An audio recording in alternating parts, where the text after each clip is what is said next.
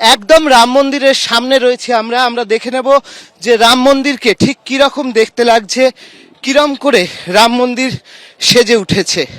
আমরা এই মুহূর্তে রাম মন্দিরে যাওয়ার চেষ্টা করব।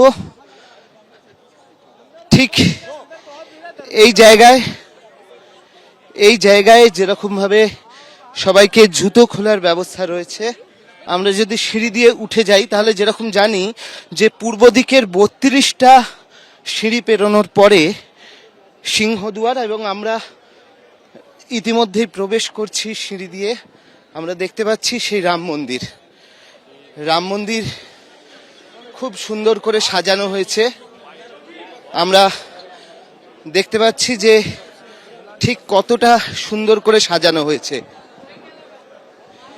এই মুহূর্তে রাম মন্দির আমরা দেখতে পাচ্ছি সেই গোলাপি বেলে পাথরের এই মন্দির ফুল দিয়ে সাজানো হয়েছে পুরোপুরি।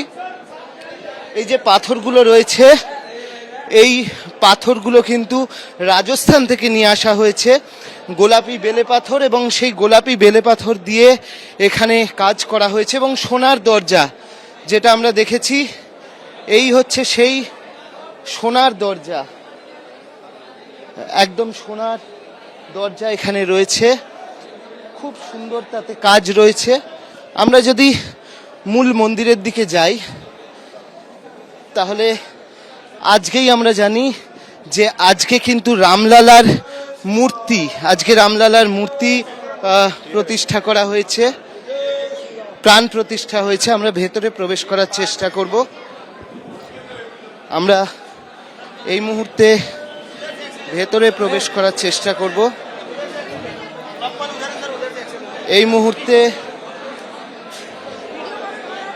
মুহূর্তে আমরা গর্ভগৃহে প্রবেশ করেছি।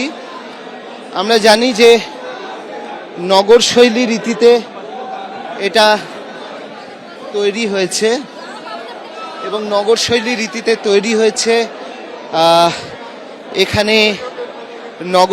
এখানে 5টা মণ্ডপ আছে, যেমনটা আমরা জানি 5টা মণ্ডপ রয়েছে এখানে।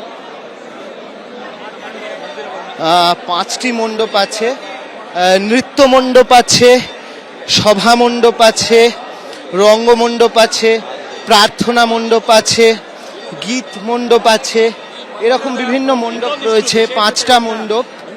আর আমরা ভিতরে রামলালার একটু ছবি দেখার চেষ্টা করব। এই ভিড় ঠেলে প্রচুর মানুষের ভিড় রয়েছে ইতিমধ্যে এখানে। আমরা যাওয়ার চেষ্টা করছি রামলালার মূর্তির কাছে। ভিড় ঠেলে আমরা রামলালার যে মূর্তি রয়েছে গর্ভগৃহে আমাদের চিত্রগ্রাহক প্রতিনিধি অজয় দাসকে দেখাতে বলবো যে দূরে আমরা দেখতে পাচ্ছি যে সেই মূর্তি। ক্যামেরায় অজয় দাসের সঙ্গে অর্ণব মুখোপাধ্যায়, এবিপি আনন্দ, অযোধ্যা।